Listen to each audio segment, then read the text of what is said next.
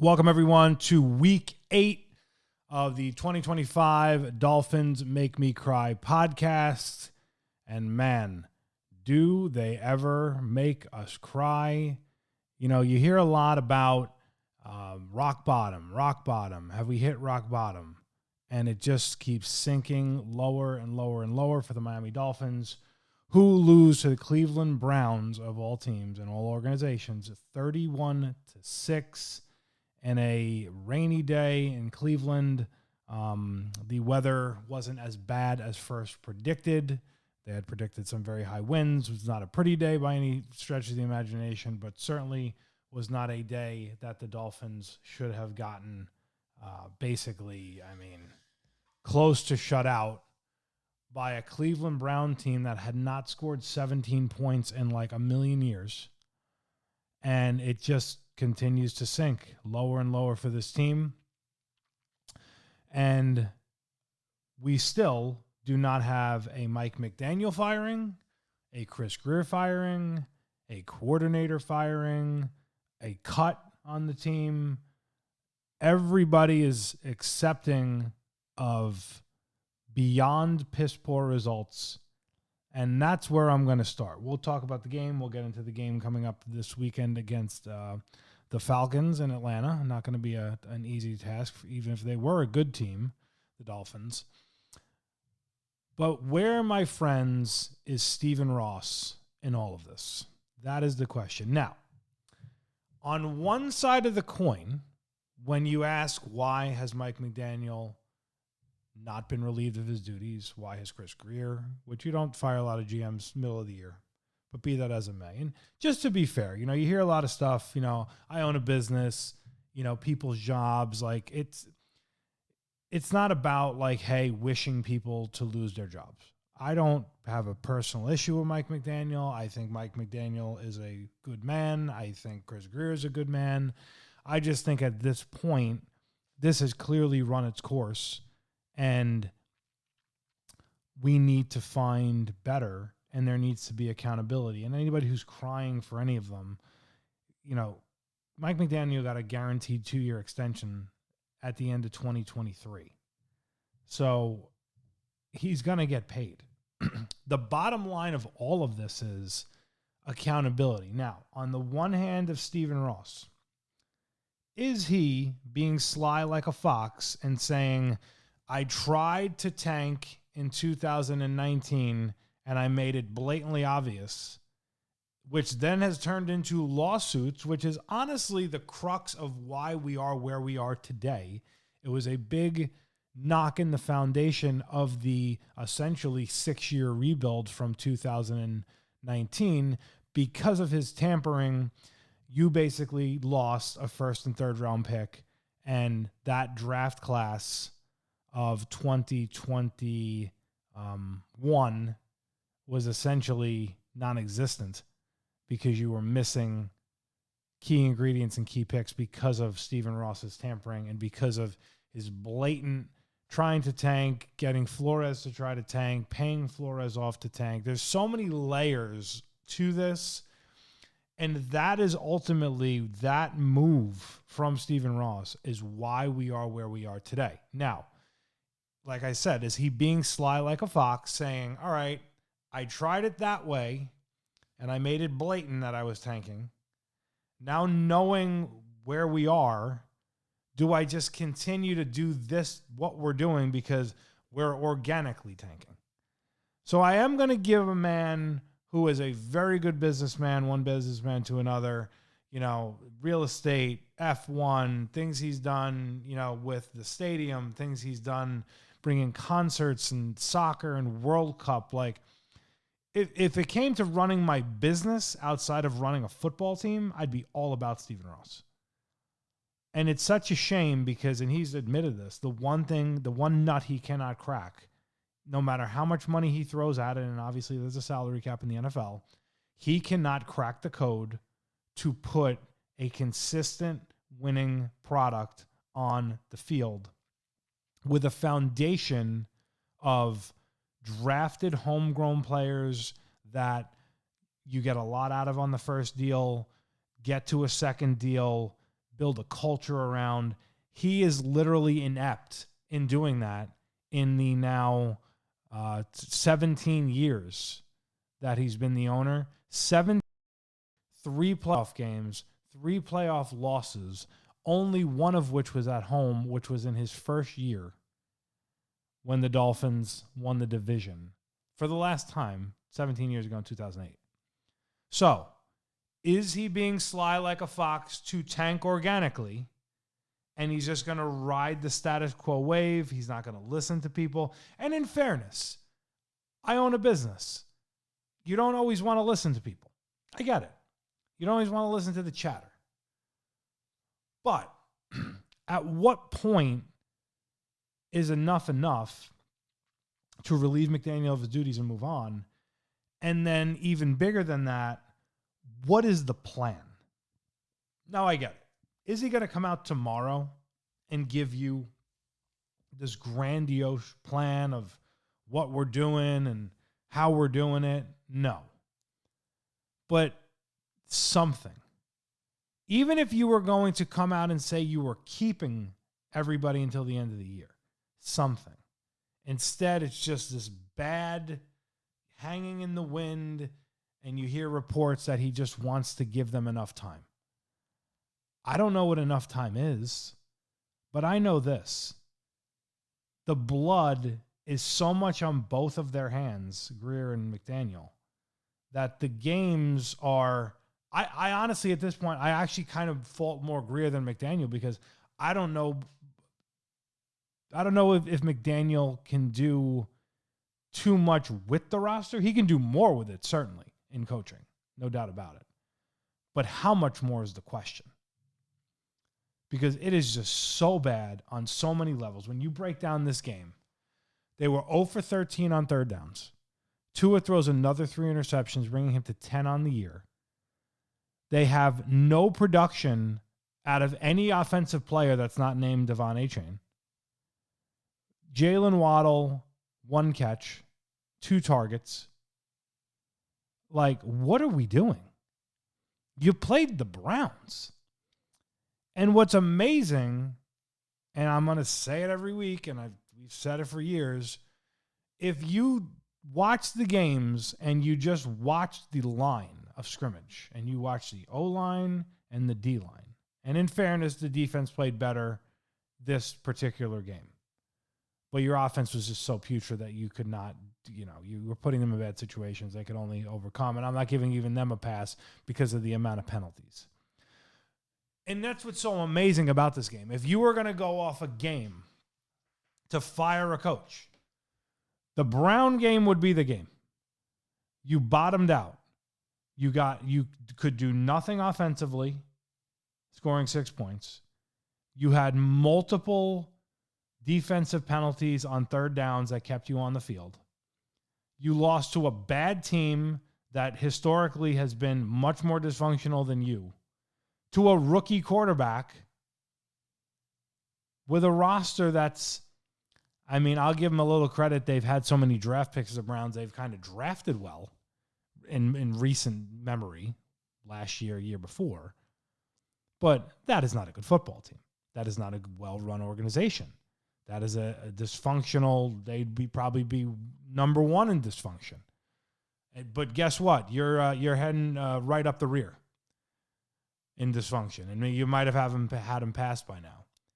There's just so much to the story of the Miami Dolphins, and there is literally no joy. Like, in talking about them, and I get it, it's football. I keep everything in context. It's just, there's nothing there. There's no excitement. They're 1-6. They don't do really anything well. You just don't even know where to go. And again, you don't know what the plan is. Let's break down a couple other things in dysfunction of how to run an organization. Zach Wilson magically pops up last week as the 3rd quarterback, elevating Quinn Ewers, who was a 7th-round pick, who allegedly was the pick of the organization, not McDaniel. McDaniel wanted Wilson on a $6 million deal that, on top of it being $6 million, there's 3.8 of that is dead money next year. Okay. So not only now did you 2 consecutive years completely fail on the backup quarterback, you paid this guy $6 million. You're going to have dead money the following year on a guy that nobody wanted because thought he could rehabilitate him. Well, I'm sorry, it's week 7 and you haven't rehabilitated a thing because the guy's now a third string. Now, there might be some more to that story because of where the season is headed. See what Quinn Ewers has. You're obviously going to ride Tua certainly for a while longer, but you can take it to the bank at some point in December. Quinn Ewers will be starting games, and it's of no benefit to him or anybody else because the fact of the matter is you could put Joe Montana behind that line. You could put Dan Marino on this offense, and it would not matter. It's that bad. It's that one-dimensional. It can't block consistently. It can't get the ball in the hands of its playmakers. They don't have enough time to run anything but 75% screens.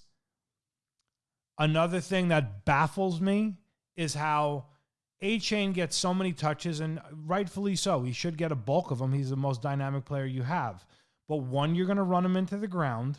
And 2, someone explained to me how when we clearly know you're not high on Ollie Gordon, who doesn't get that many rushes, he's a rookie, maybe doesn't know the offense that well. I'm sure there's something to the story there because historically McDaniel is not going to put people out there when they're not ready. He is going to baby them. He did it the first 2 years. The problem now is, difference then, he had veteran guys who could play in a lot of spots, and he could wait to get the young guy in, barring injuries.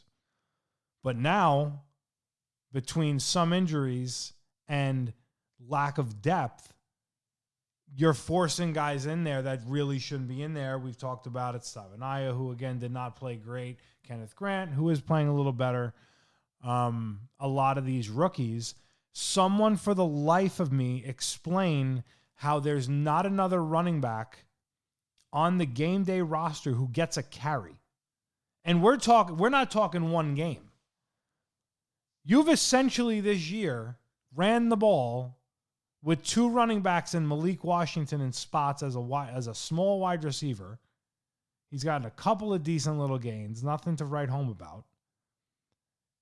Alec Ingold, who's, a good dude, but I don't need a fullback when my O-line is bad and you're not even helping in the running game blocking, and I watch plays where he gets blown up. That's not physicality. But again, going back to my original question, somebody explain to me how there's not another running back in the mix on the roster, like on the game day roster, who touches the ball. It's mind-boggling.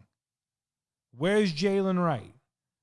Where's Jeff Wilson? Where's a guy on the practice squad just to get a spark and try to run the ball better? Because clearly, look, it's a bad line, but they're better at run blocking than pass blocking. And Tua's thrown 10 interceptions. And they don't even push the ball deep. Run the ball more. I'm not saying, like, clearly some of these games are a factor. Some of these games get away. You get behind. I get it. But they don't set themselves up for that.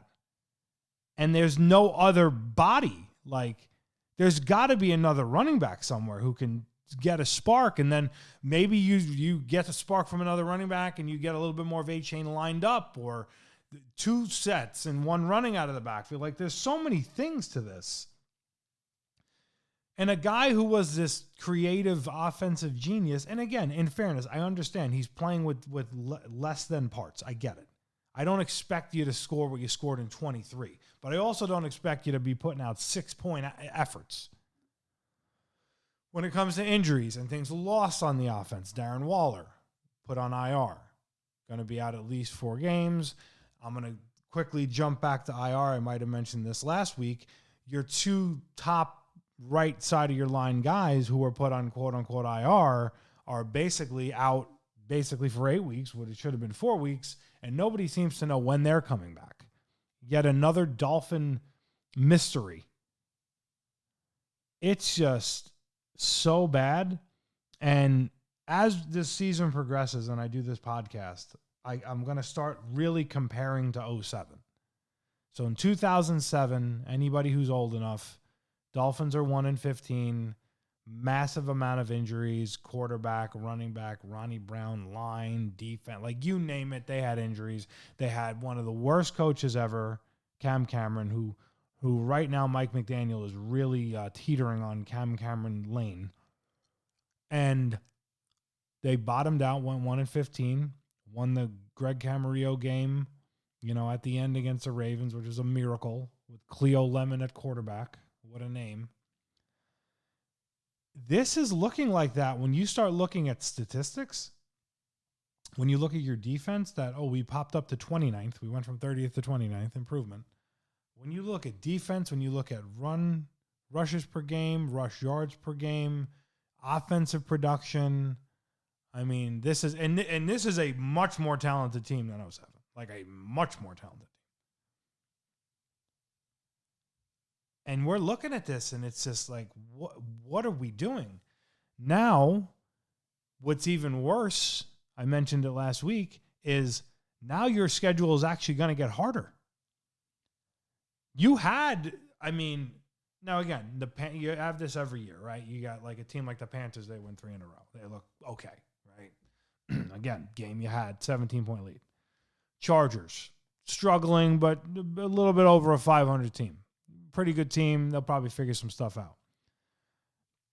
But these are games you had. The Patriots, who are first place in the AFC East, which don't even get me started. Like they went on their dynasty run. They had their struggle years, and now, again, it's early. They seem to be back on a good trajectory, coaching, management. And we're just sitting here, and if it wasn't for the Jets being 0-7, you'd be in the bottom of this division, and it's where do you go from here? We have 2 weeks to the trade deadline. Who will get traded? I'd open it up for everybody at the right price. Now, that doesn't mean I would trade an A-Chain or a Waddle for nothing, but if you gave me a 1 or a 2, yeah. Would you get that? Probably not. So they're probably safe. Building block for here, fine. Good players. You need some good players, obviously. Chubb, Phillips. Jury's out on what will happen there. But you got 2 weeks of the trade deadline. You don't know what the plan is. You don't know if they come out and get embarrassed in Atlanta, of which I'm really stupid enough to be going to. If anybody ever says I'm not a fanboy, they better check my frequent flyer miles and the money spent on bad football. With that being said, you just don't even know where to go. It's just they're just buried. And then I didn't even get to Tua's performance. Look, we say it every week. There's Tua lovers, Tua haters. I like Tua. There's nothing I'd love better. And when Tua's been hot and Tua's been on a roll, nobody's been more on his corner than me. You clearly can see the things that he does well. You clearly can see the limitations he has.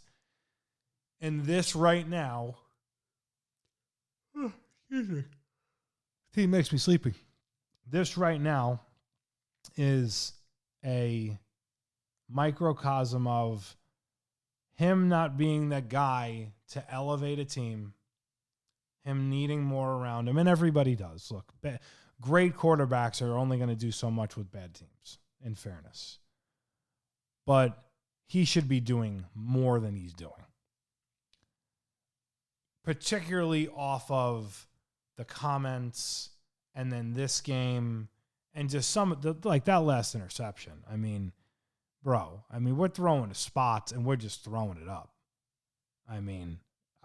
It's astonishing how he's fallen. Some of it's him. Some of it's the team, clearly. But the bottom line is he needs to play a hell of a lot better for them to have any shot in hell. Now, as we get into this game in Atlanta, in a dome, loud, going to take away any type of motion you have, which I don't even run that much anyway. You're facing a team with a very stout defense, top 10 defense. You have, I believe they're the number one rushing team in the league. You have a young quarterback, Michael Penix Jr., and they're 3-3. They beat Buffalo. They lost to San Francisco. Are they beatable? Sure. They're a 7.5-point favorite, which frankly, I'm shocked it's not 13, which to me, something tells me that something seems a little off with that, where I almost kind of give the Dolphins a little, like maybe a 15% chance of winning. I mean, it's very hard to see that when it comes to just line of scrimmage. Man, this team's wearing me out. Forget just the fact that the line of scrimmage is so bad, the quarterback's so bad, the offense is so bad, the defense is really bad, and it played fairly better. You just don't see a glimmer of hope in how they could actually pull this off. But that being said, Steve Gio's Week 8 Miami Dolphin pick in the league where they play for pay. Dolphins at Falcons in Atlanta, Mercedes-Benz Dome. I will be there live. Looking forward to seeing the dome. Not so much looking forward to the game. Dolphins underdogs by 7.5. 44 is the over-under. The Dolphins at 1-6. Falcons at 3-3. Dolphins reeling. Another embarrassing game. Does it get the coach fired? You think at some point some lights got to click and somebody's got to make some plays and something's got to break the Dolphins' way. I do think they will have a few things break their way. I do think you'll get some things out of Tua. I do think maybe this is the point of the season where McDaniel just gets desperate and can scheme a few things up to maybe get them a lead and maybe give them a shot. But ultimately, the Falcons are winning this game running away. I'm going Falcons 28, Dolphins 20. I think they will barely cover. And the only reason I'm saying that is because that line seems low. To me, I feel like they should be a bigger favorite with the way the Dolphins are reeling. So that, to me, gives the Dolphins a little bit of hope, a little bit of a shot. I can never root for my team to lose. I know I'm eyeing the number one pick, and I know I'm sitting there fighting with the Jets, the Saints, the Ravens, who you got up next week on the Thursday night. Let's go Dolphins. I don't think they're winning this game again, but let's try and give me a little bit of excitement. And if you're not going to give me excitement, give me Monday morning where we've moved on and we've cleansed the organization and we're on to the next GM and coach. And then at that point, organically tank and let's get the number one pick and find a franchise quarterback. I hate to even say that. It hurts me to my soul. Let's go Dolphins. We'll see you in Atlanta, and then we will see you on a short week next week, Hard Rock Stadium against the Ravens. Let's go Fins.